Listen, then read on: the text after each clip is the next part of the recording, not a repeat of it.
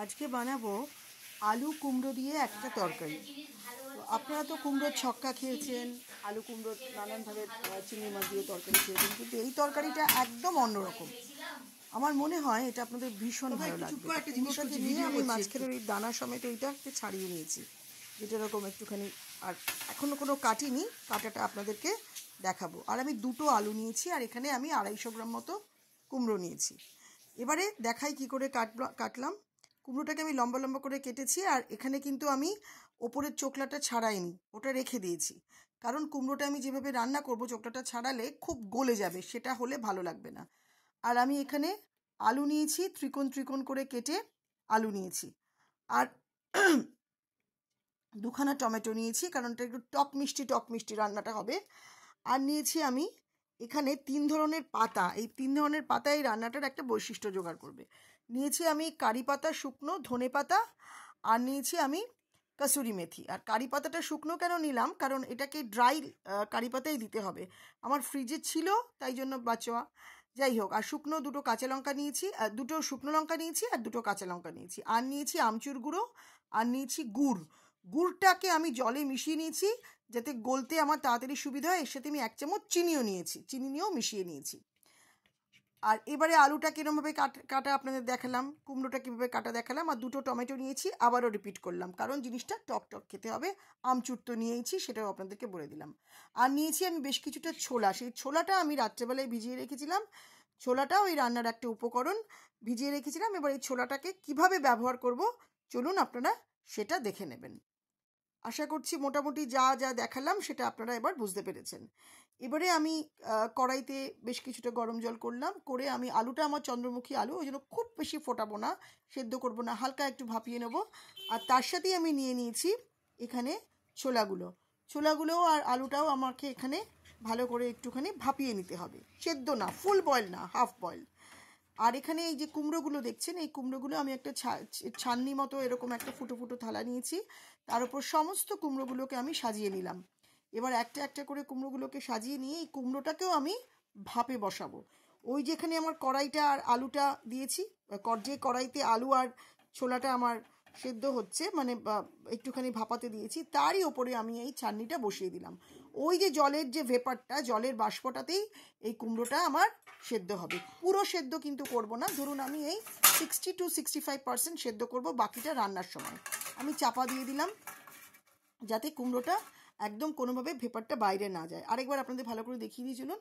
এই যে এভাবে এই ফুটো ফুটো থালাটার মধ্যে, নিচে কড়াইটার মধ্যে কিন্তু আলু আর ছোলাটা সেদ্ধ হচ্ছে, ওপরে আমি এইটা দিয়ে এখানে আমি কুমড়োগুলোকে ওই পুরো সমস্ত ফুটোগুলোর মধ্যে কুমড়োগুলোকে সাজিয়ে দিয়ে, যাতে কোনো রকমভাবে ভেপারটা বাইরে না যায়, আমি একটা থালা একদম মানে ভালোভাবে চাপা দিয়ে দিলাম। আমার 2 থেকে 3 মিনিট মতো লাগবে এটা 60 থেকে 65% বা 70% মতো ভাপিয়ে নেওয়ার জন্য। 2 থেকে 3 মিনিট হয়ে গেছে আমার। এবারে আমি দেখি না, একটুখানি ঢাকনাটা সরিয়ে দেখি কীরকম কী হলো।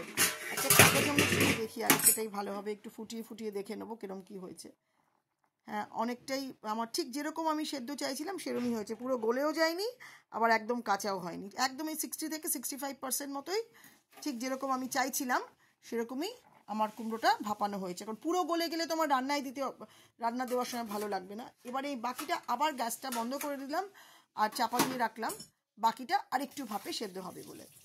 এবার কড়াইতে আমি এবার কি করব, পরের ধাপটা দেখাই। কড়াইতে আমি সর্ষের তেল নিলাম।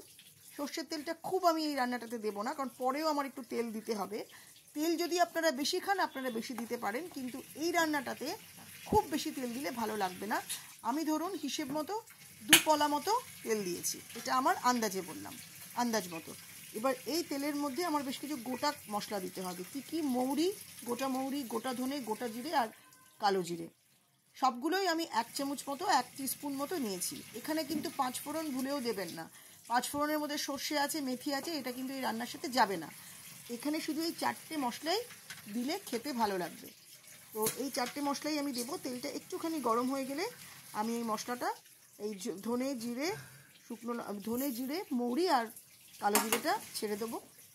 এবার একটুখানি নাড়াচাড়া করব, এটাকে নাড়াচাড়া করা হয়ে গেলে আমি এখানে 2খানা শুকনো লঙ্কা নিয়েছিলাম, 2টো শুকনো লঙ্কা ফাটিয়ে আমি এর মধ্যে দিয়ে দিলাম। তারপর আমার যে দুখানা টমেটো আমি কেটে রেখেছিলাম সেই দুটো টমেটোই আমি এখানে দিলাম। বারবার করে বলছি আমি টমেটোটা দুটো দিয়েছি, হ্যাঁ। আর এবারে ধনে গুঁড়ো, জিরে গুঁড়ো, শুকনো লঙ্কার গুঁড়ো আর লাল এভারেস্টের গুঁড়ো গুলে রেখেছিলাম, সেটাও দিয়ে দিলাম। আমার এখানে 200 গ্রাম কুমড়োর জন্য দুটো টমেটো মাস্ট, কারণ রান্নাটা একটু টকটক হবে, বারবার করে বলছি টক মিষ্টি। এবারে প্রথমে দেবো আমি আলুটা আর ছোলাটা, কারণ কুমড়ো খুব তাড়াতাড়ি গলে যায় বলে আগে আলুটা তোমার সেরকমভাবে ভাপাইনি আমি, অল্প সেদ্ধ হয়েছিল বলে এখানে ভাজবেন না, আলুটা এভাবেই হবে, তরকারির সাথেই কষবে। একটুখানি কষানো হয়ে গেলে তারপর এখানে আমি কুমড়োগুলো দিয়ে দেবো।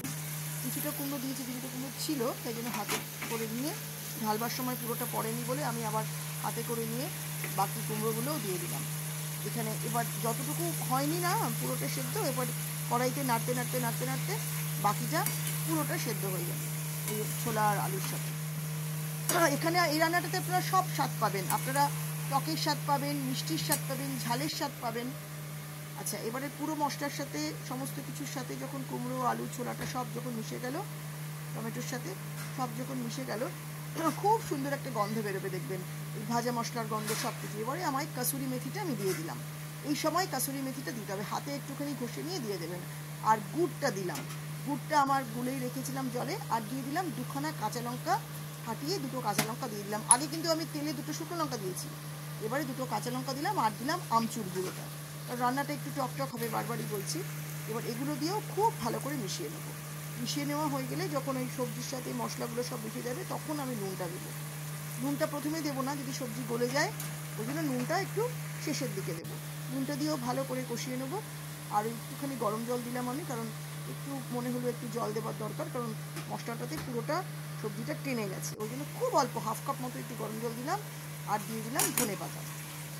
এখানে প্রায় আমি 3 থেকে 4 আঁটি ধনে পাতা একদম ঝিরিঝিরি করে কুচিয়ে নিয়েছিলাম।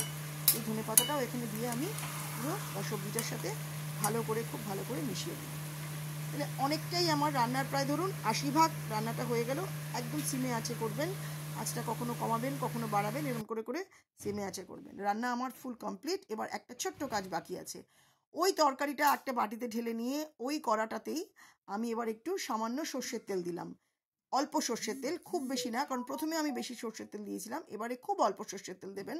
জাস্ট দুটো জিনিস ওই তরকারিটার সাথে মিশিয়ে দেবো বলে এখানে একটু জিরে দিতে হবে, অল্প জিরে দেবেন। প্রথমবার যতটা জিরে দিয়েছেন 1 চামচ, এখানে কিন্তু তাই নয়, অল্প হাফ চামচের থেকেও কম একটু জিরে দেবেন। আর দেবেন ওই শুকনো কারি পাতাগুলো, যে কারি পাতাগুলো রেখেছিলাম, সেই জিরেটা আর কারি পাতাটা দিয়ে ভালো করে ওই কড়াইটার মধ্যে একটুখানি নেড়ে নিতে হবে। ওই সর্ষের তেলে প্রথমে সর্ষের তেল দিলাম, তারপর জিরে দিলাম, তারপর শুকনো কারি পাতাটা দিলাম, দেওয়ার পর ভালো করে একটুখানি নেড়ে নিতে হবে। একটু খুব সুন্দর গন্ধ বেরোবে, একটা হালকা ফ্লেভার হবে, ওই জন্য ফ্লেভারের জন্যই এটা দেওয়া, যেরকম ধনে পাতাতে আমরা দিই সেরকম একটা ফ্লেভারের জন্যই দেওয়া। এবারে ওই কড়াই থেকে এই কড়াইয়ের তেলে যেটা করলাম সেটা এই তরকারিটার মধ্যে ঢেলে দিতে হবে। আমি আর ছোটো কড়াই নিয়ে ভাবলাম এই কড়াইটা আছে, এর থেকেই দিয়ে দিই, এর থেকেই আমি করে দিই, ওই জন্য এই কড়াই থেকেই আমি দিয়ে দিলাম এখানটা এই কারি পাতাটা আর জিরেটা। একটুখানি অল্প আরও কারি পাতা এখানে আছে, সেটা পরে আমি মিশিয়ে নিলাম। কীরকম লাগছে আমার রান্নাটা দেখুন, আশা করি খুবই ভালো মানে আপনাদের লাগবে যদি আপনারা ঠিক এইভাবে করেন। এটা না আপনারা রুটির সাথে খেতে পারেন, লুচির সাথে খেতে পারেন, পুরির সাথে খেতে পারেন, পরোটার সাথে তো ভীষণই ভালো লাগবে, কিন্তু প্লিজ ভাতের সাথে খাবেন না, ভাতের সাথে খেলে এই রান্নাটা একদম ভালো লাগবে না। এটা ওই রুটি, পুরি, লুচি এগুলোর সাথেই ভালো লাগবে। খুব সুন্দর একটা কালার এসছে আর খুব ভালো দেখতেও হয়েছে, আর খেতেও ভীষণ ভীষণ টেস্টি হয়েছে। যারা খেয়েছেন বাড়িতে তারা বললেন, তাদেরকে একটু টেস্ট করিয়েছিলাম। আর আমার ভিডিওগুলো যদি ভালো লাগে, প্রতিবারের মতো এবারও বললাম, একটু শেয়ার করবেন, সাবস্ক্রাইব করবেন, কমেন্ট করবেন।